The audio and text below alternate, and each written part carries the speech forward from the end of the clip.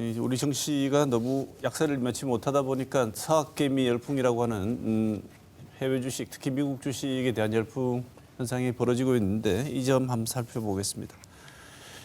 먼저 국내 증시 회의론을 짚어보자면요. 우리 국내 증시는 세계 증시 호황에서 완전히 벗어나 있다. 다른 증시들은 그래도 괜찮았는데 우리 증시만 나홀로 부진을 면치 못했다 이런 지적들이 있습니다.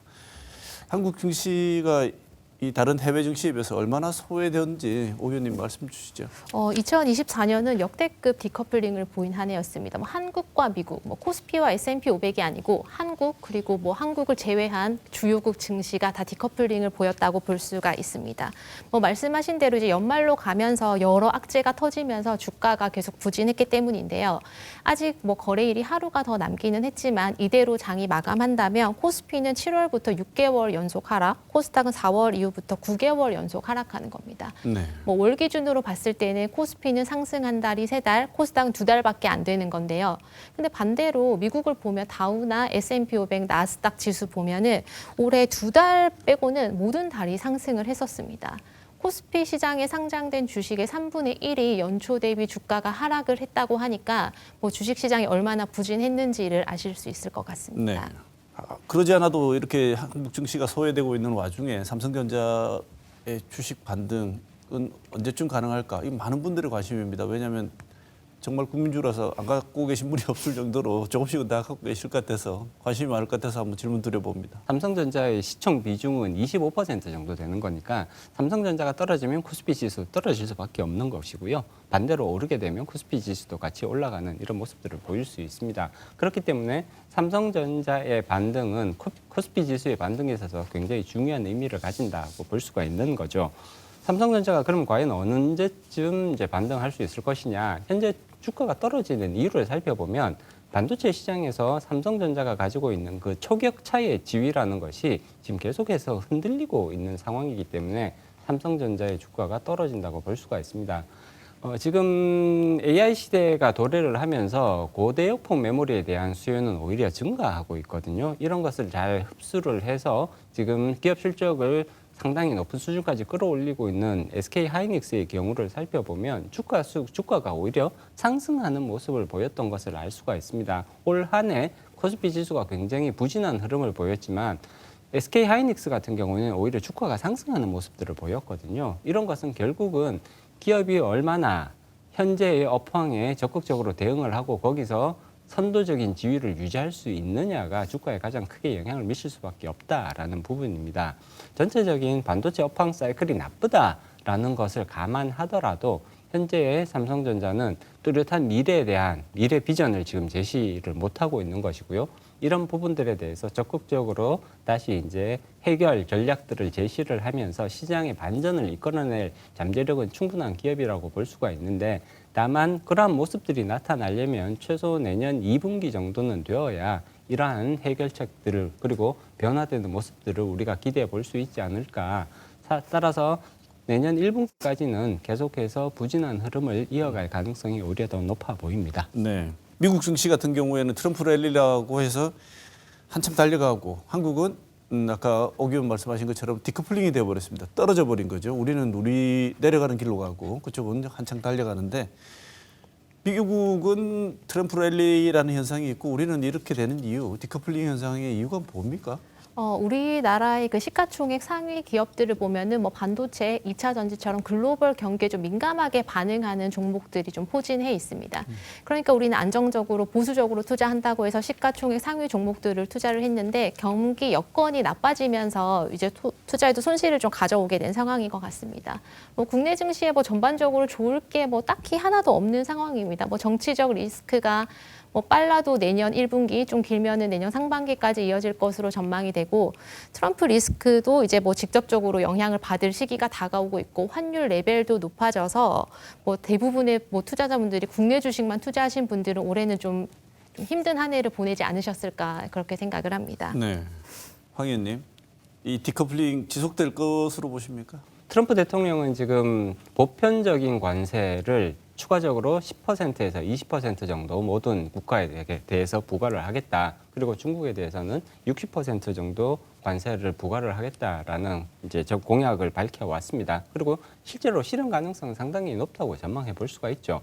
관세라는 것이 부과가 되면 결국은 우리나라 수출에 영향을 미칠 수밖에 없는 것이거든요. 우리나라는 수출 의존도가 대단히 높은 국가라고 볼 수가 있습니다. 만성적인 내수는 만성적인 부진 상황에 있는 것이기 때문에 수출이 잘 되면 경제 성장률이 높아지고 수출이 안 되면 경제 성장률이 떨어지는 그런 경제 구조를 가지고 있단 말이에요. 근데 트럼프 대통령이 우리나라를 포함한 많은 국가들에게 10%에서 20% 정도의 관세 부과를 예고하고 있습니다. 우리나라 기업들, 특히 수출 기업들의 실적에 영향을 직접적으로 미칠 수 있는 사안이라고 봐야 되는 거고요. 그렇게 되면 결국은 수출 기업들의 실적이 떨어지면서 주가가 영향을 받을 수밖에 없는 것이겠죠.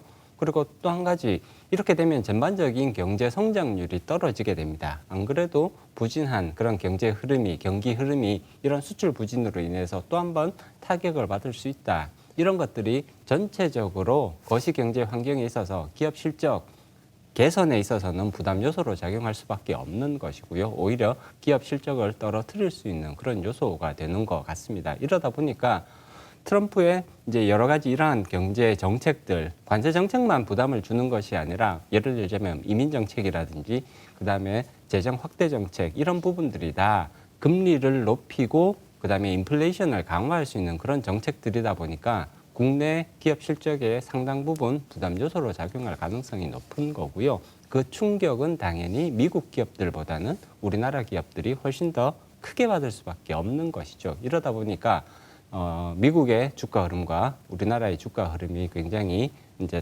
디커플링 되는 모습들이 강화되는 것 같습니다. 네.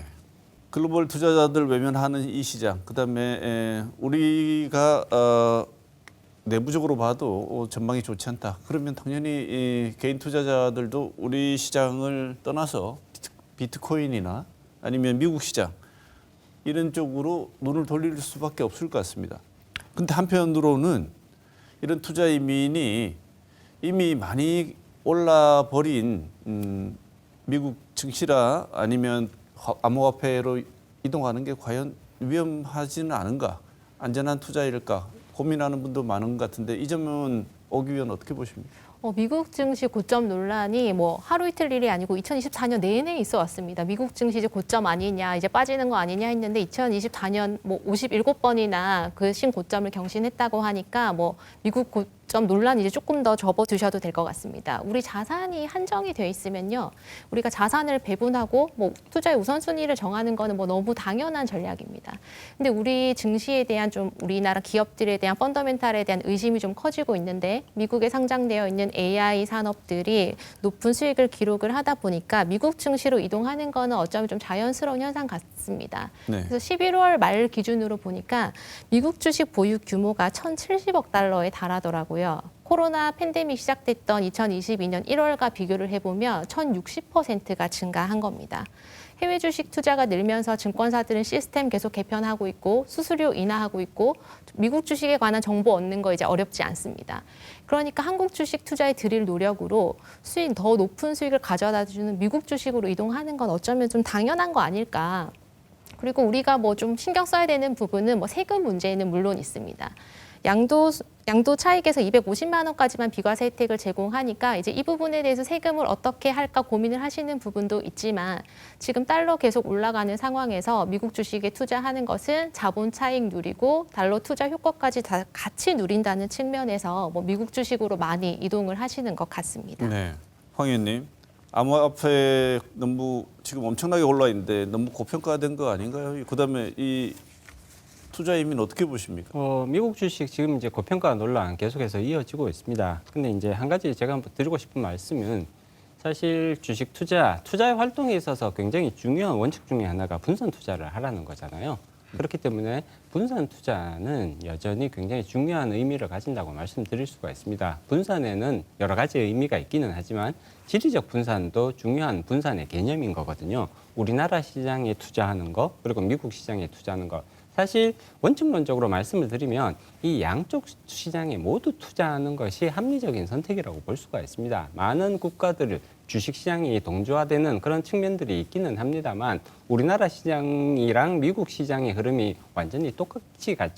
똑같게 갈 수는 없는 것이거든요. 우리나라 주식시장은 지금 상대적으로 조금 부진한 흐름들을 보이고 있죠. 미국 시장은 굉장히 좋은 흐름들을 보이고 있습니다. 미국 시장에서 이제 고점 논란들이 나타나고 있는 이유를 살펴보면 올 한 해 미국의 S&P 500 지수 같은 경우에는 한 해 1년간 27.4% 상승을 하죠. 코스피 지수는 올 한 해 9% 하락을 합니다. 근데 반면에 S&P 지수는 500 지수는 27.4% 상승을 하고요. 그다음에 나스닥 지수를 살펴보면 상승폭이 더 크게 나타납니다. 35.7% 올해 이제 상승하는 모습을 보이거든요. 그리고 이것을 올해가 아니라 지난 2년간으로 연장을 시켜서 2023년 플러스 2024년과 비교를 해보면 최근 2년간 코스피 지수는 9.2% 상승을 합니다. 2년 동안.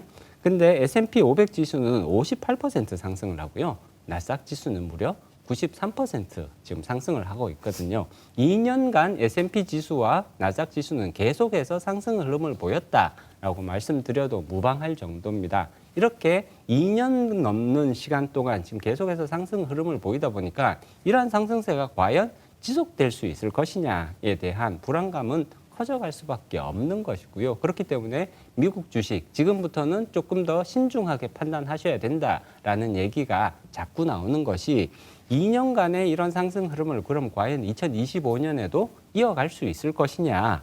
이어갈 수도 있습니다. 충분히 가능하죠. 그렇기는 하지만 중간에 이것이 이제 상승 흐름이 드디어 하락으로 반전될 가능성도 점점 커지고 있다라는 것은 부인하기가 어렵거든요. 그렇기 때문에 한 가지 시장을 지나치게 낙관적으로 바라보는 것도 바람직하지 않고요. 똑같은 이유로 한 가지 시장을 지나치게 부정적으로 바라보는 것도 바람직하지 않습니다. 우리나라 주식시장 보면 지금 굉장히 부진한 흐름을 보이죠. 그렇지만 PBR 기준으로 판단을 하면 지금 0.85배 밑으로 떨어져 있는 상황이거든요. 이렇게 되면 우리나라 주식시장이 저평가 상태, 역사적 저평가 상태에 들어가 있는 것은 분명해 보입니다. 그렇기 때문에 이러한 여러 가지 요소들을 종합적으로 감안을 하셔서 미국 시장에도 일부 투자를 하시고 한국 시장에도 일부 투자를 하시고 저는 가상자산에도 일부 투자를 하시는 거 충분히 괜찮다고 생각합니다. 그래서 가급적이면 여러 가지 시장에 폭넓게 참여하시는 것이 오히려 합리적인 선택일 수 있다라는 말씀을 드리고 싶죠. 지난주 12월에 FOMC 연방준비위원회에서 연준이 금리를 인하를 하면서 했습니다. 그리고 또 내년에 추가 금리 인하 가능성, 속도 이런 거 다 예측이 되는데 황 박사님 먼저 이 전체 큰 전망을 먼저 주시죠. 주식시장에 이 어떤 영향을 미칠까요? 금리 인하 속도를 떨어뜨리겠다라는 지금 발표를 했잖아요.